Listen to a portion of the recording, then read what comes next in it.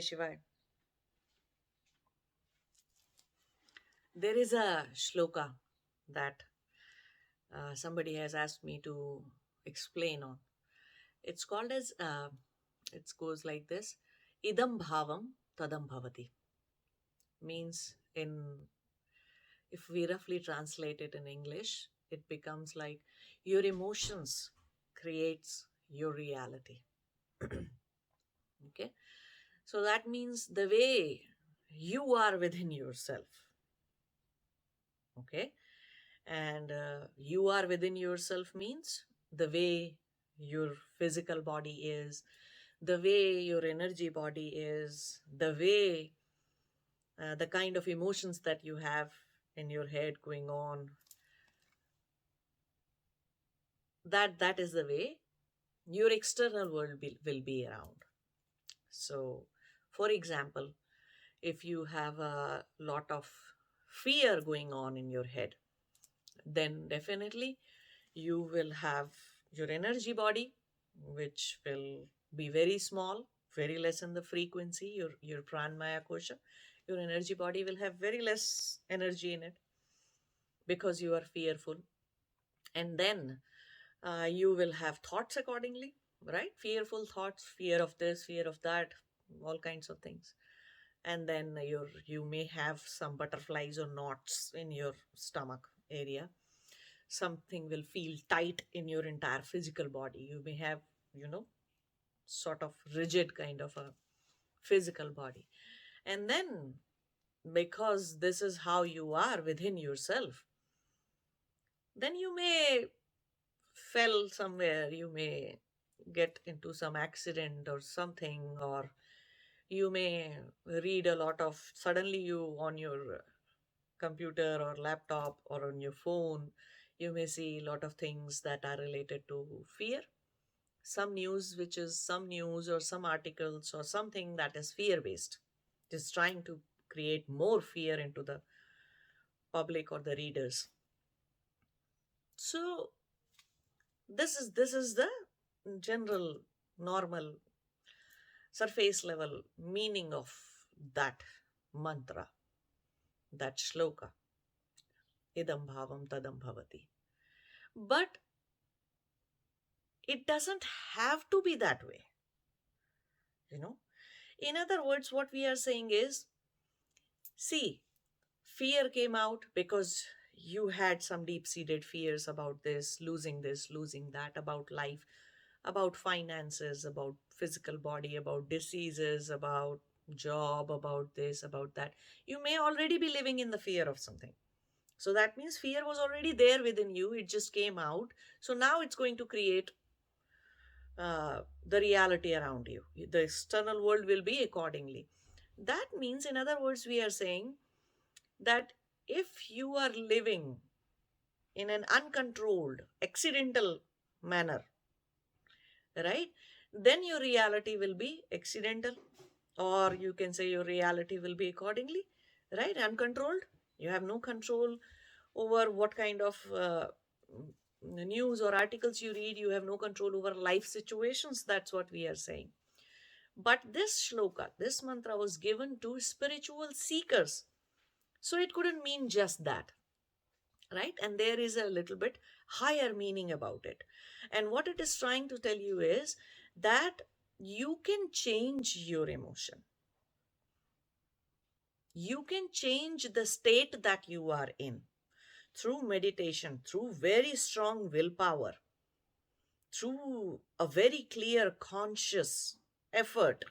You can change the state you are in.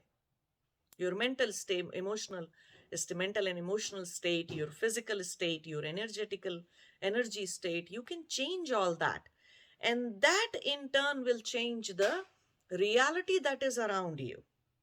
If you have some grudges for somebody and you are beating them in your head, then don't go doing that. Understand what is the lesson that grudge is trying to teach you. Learn that lesson, move on, give it up, change your emotional state. So you do not get more reasons to harbor grudge for some new people, new situations in life, new places in life, new things in life. You become less grumpy. right? So this is given to spiritual seekers to understand that whatever lower or negative emotions happen within you because of the vasanas, the vrittis, the patterns, psychological patterns that you are harboring since long in your life, you can change that. You are that powerful. That's what this shloka, this mantra is trying to teach you, that you have the full control if you become conscious about what you are creating. Who wants to create suffering? Who wants to create fear? Who wants to create pain? Who wants to create grief or grudges or, some sort of anger, rage, anything? Who wants to create all that? Nobody. Nobody in their conscious mind wants to create all that. Yet, from time to time, everybody goes unconscious. When all these psychological patterns take over you, then you lose your consciousness for some time. And these patterns just play out, and your reality becomes accordingly. But at least when to the time when you are conscious, or if you understand that the only way to for me to become more conscious is by doing spiritual practices, by doing pranayamas or breathing exercises, by doing kriya yoga, by doing this yoga, that sadhana, or whatever effort you can make towards, you know, making yourself more conscious, that will help you create a new reality, which at least is not going to be as painful as the reality that is created from the place of when you were not so conscious. Right? So that is what this shloka, this mantra means. So you cannot just simply take it, okay, the way my emotional state is, that is how the reality is going to be. And it's a very powerless statement. It becomes a very powerless statement when you connect this mantra to, this shloka to the patterns, psychological patterns, vrittis, vasanas, and sanskaras that you have got. Then it becomes a completely powerless statement. But if you connect it to the conscious being that you are,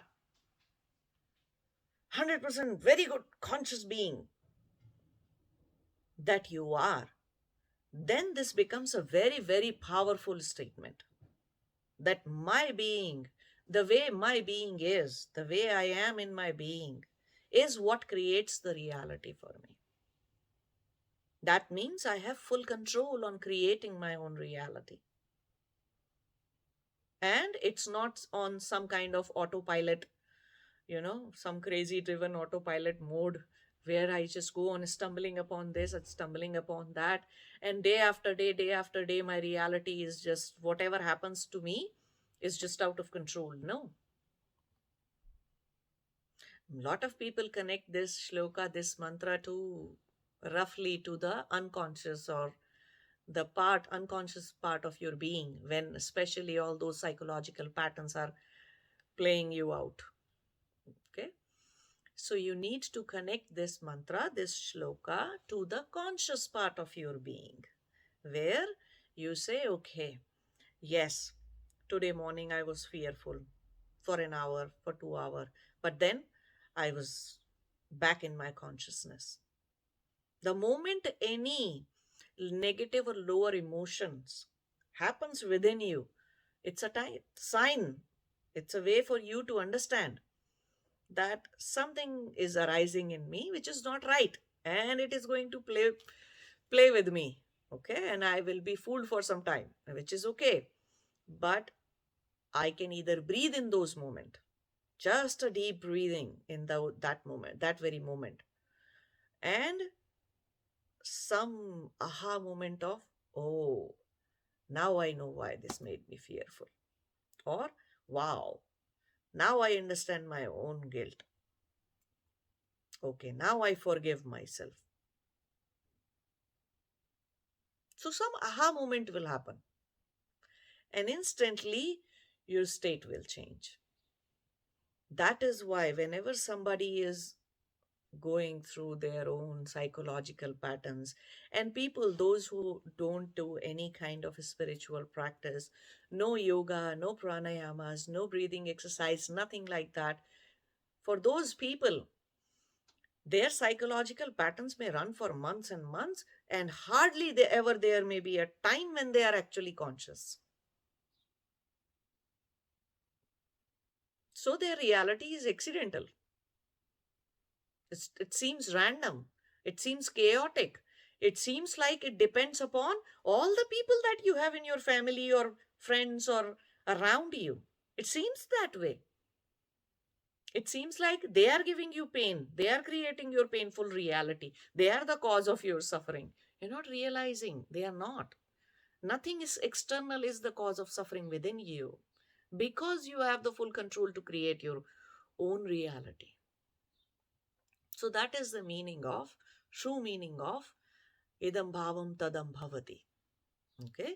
The way your bhav is, that is what your reality is going to be. So do not make it about the unconscious part of the being that you are.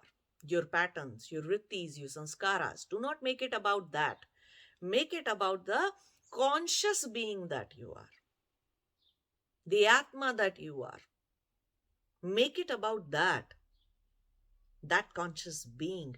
That is when it becomes the most powerful statement that yes, I create my reality and I have the full power to change my destiny. No matter what was written in my horoscope, my birth chart, no matter who said what about me, does not matter. In this very moment, I take full responsibility of my life to create my own reality. And I am powerful enough to do that, to create my own destiny. I'm doing karmas or kriya consciously, and I'm trying to stay as much conscious as possible so that I can create a reality that I want to create. I can go into the direction that I want to go. So just see, when you say your inner world creates your external world, or your emotions, you create your own reality, your emotions create the world, outside world for you. Just check if these statements rhyme with you, but for the unconscious part in yourself.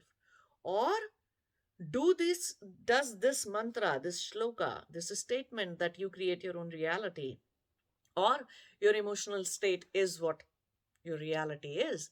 Just check if this is giving you a very powerful feeling that yes, I am the master of my own destiny. I am the creator of my own life. Just see if this is coming from making you feel very powerful. Because if it is giving you a very powerful feeling, then that means it is you are connecting in you, it is synchronized and it is connecting within the conscious being that you are. Conscious part of you, not the unconscious one, not the random one, not the psychological patterns one. Okay? Namaste. Jai Shiva.